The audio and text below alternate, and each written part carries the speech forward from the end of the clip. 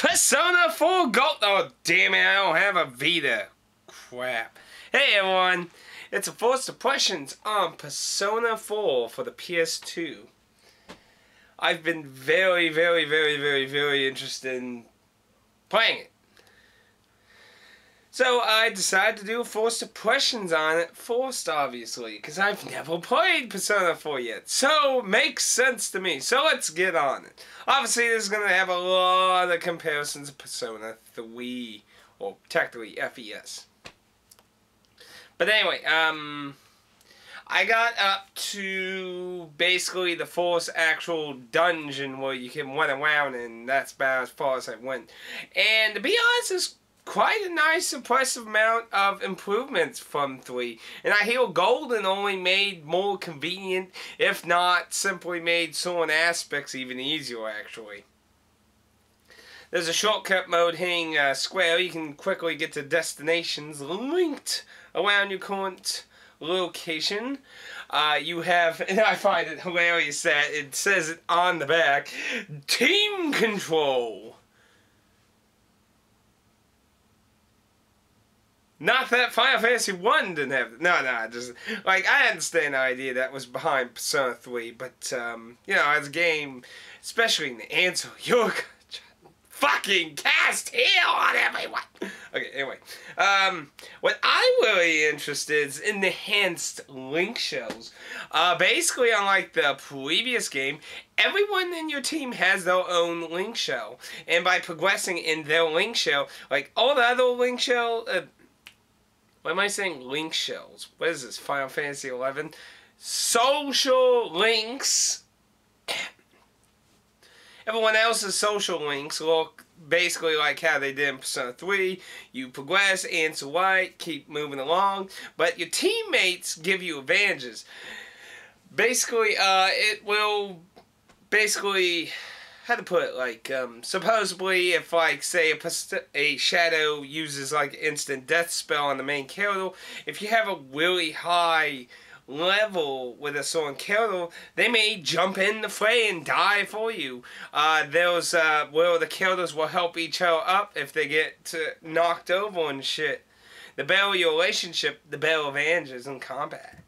Now, of course, I haven't gone so far, so I don't know all of them, but those are the ones I know that I am aware of. Combat doesn't appear to be different at first, but to me, I think there's a stunning array of differences when it just comes to the role of the support. The support is still in the game, but however, it doesn't research the target like it did in Persona 3 as far as I can tell, unless that's something that happens later, which could be, because they're similar to Persona 3, there are 2 support people, and one becomes a party member, obviously, after the second person joins. So that could be a later thing, and that could be more understandable instead of starting right out of the door with it.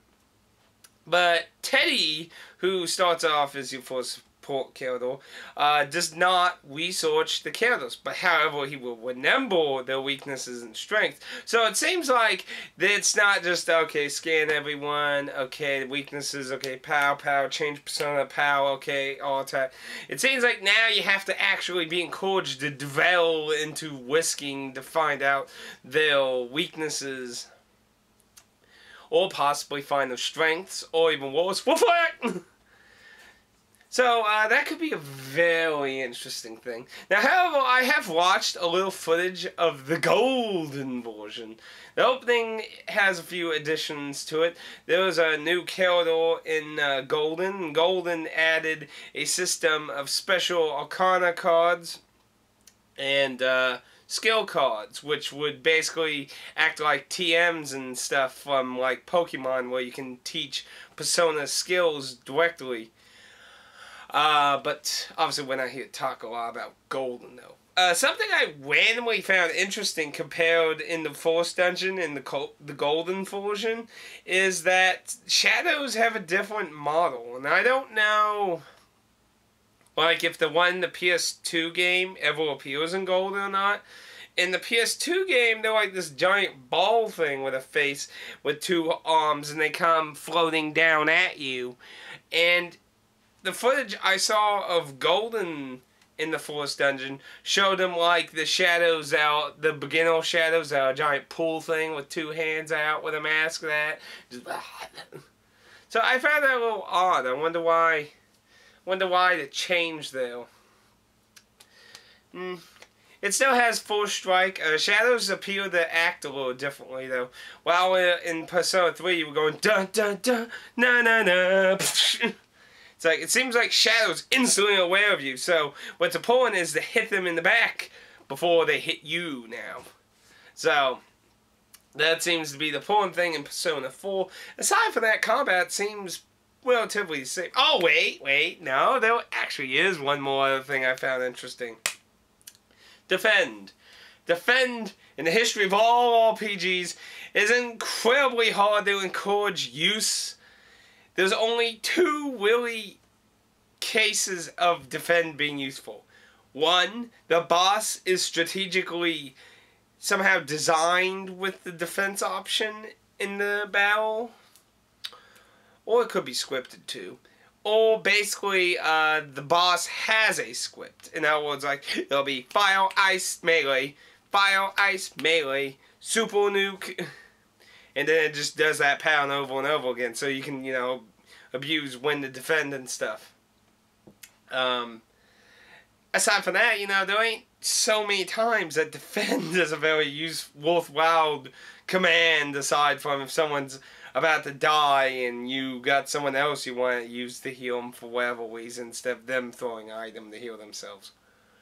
But, defend actually has a strategic value in Persona 4. And I would have actually liked this to be in Persona 3. When you defend, the character can block the weakness. Why am I turning more yellowish? Camera, I'm Peach, I'm not yellow. Damn it. I don't know what's up with the lighting in this room with my camera. Anyway, back on topic. Basically, you can defend your weakness so you won't get knocked down! But a lot of bosses so far also show similar traits of being able to block and also cast magical walls of defense for their weakness, which seems to be a carryover from the answer or hard mode of Persona 3. Since in the original Journey didn't have so much of that on normal, but supposedly there is a lot in hard, but I didn't play hard. The answer had fucking tons of it. Like, almost every damn boss had, like, chance of resisting and blocking and shit, even though it was their weakness. It was crazy. But, again, like, you know, not really for that. And to be honest, I'm really digging it. The voice acting is very awesome. I'm liking the characters so far. And I know there's more characters. I do have a general idea of the plot and characters and their backstory and stuff. So it's not exactly like I don't know anything about the game at all there. Overall, though, from a first impressions, it looks like a very big step up from Persona 3. Obviously, the control of your characters means better strategies, because, I mean, let's admit, you know, completely relying on AI. Most of the time, they'll do the right thing, but then there was Yuki-chan, and the answer was just driving me insane. It's like, just heal on everyone, damn it! They'll haunt me to the rest of my life. Very good first impression. I'm digging the more story, meeting Teddy and that. Interestingly though, Teddy and the, how you pronounce her name, the, girl right there that wears the green, they have different voice actors in Golden. Be honest, I kinda actually like Teddy's voice in the Golden version. Chie! Yeah, Chie. Either voice seems to work for me, actually. But, to be honest, I've heard debates, like, people told me, you need to wait for Golden. Go get Golden. When you get a Vita, get Golden. And, you know, to be honest, I'm seeing two things here. Because from what I see in Golden, while it has systems that make it more convenient, in a way it also takes some of the random challenge out of the game. So, you know, what I'm thinking is I might start Let's Play of Persona 4 on the PS2, and maybe way in the future or something, if I ever get a Vita and there's ever a fucking way to record with a Vita, I may do a new Let's Play of the golden version. And, if not, then, you know, I just play that myself if there's never a way to record, because, well, if we let recording determine what I played, then I would never get anywhere. I mean, fuck. How the hell would I ever play a toy Jaguar game? Record. Actually, I wonder if I can record that. But, yes, very impressive first look into the game. I'm really liking it so far. It has a lot of familiarity while improving a lot of things so far. Now, obviously, you know, being a really long RPG and that's why it's a first impression. There's obviously probably tons more new stuff to look into that. And then, of course, you know, there's a whole golden version that's on the Vita. So overall, I definitely recommend checking it out. It's Persona 4. People declared it even better than Persona 3, and I thought Persona 3 was awesome. But the answer was just questionable. Very questionable. And I do like the basically not using the giant ass Tartarus Tower thing. Basically every dungeon is supposedly themed after each of the people that get kidnapped. And that's a very nice touch, because that was probably the biggest complaint about Persona 3 is just this generic dungeon for. I mean, even fucking Azor's Dream fucking changed it up here and there and that. Even though it's just visually, but still, I mean, just, different color palettes for like 4 different sections of the Italian TARDIS. But, yeah, I definitely recommend checking it out. If you have Vita, probably better off going with the golden version for the more, because it has more story, 2 new link shells, a new character, has all kinds of awesome stuff in it. So that's probably a better version, unless you really want to try to go for more challenge. But then again, Golden probably doesn't have a hard mode, so they probably already planned that in advance.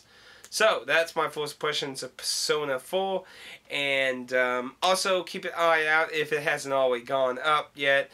If it has, then go check it out if you don't know of it. I'm going to do a vote poll for a user choice Let's Play. I've done this once in the past, and that previous winner was Kadoka on the PS1. So, I will choose some games, and Persona 4 will be on now. So, go to that video and vote which game you would like me to Let's Play after Dark Souls Prepare to Die edition. Because I always say I'm doing Drakengard 1 for PS2 to celebrate Drakengard 3, get some awareness out there, and have an excuse to play Neo again. Shut up, you. But, so those are all way automatically planned, so I figured I'd make the next one viewer vote thing. So, go ahead and go to that. If it's not up yet, well, it should be up soon. So, cheerio and adios and all that pip and scribble. Good dark with y'all.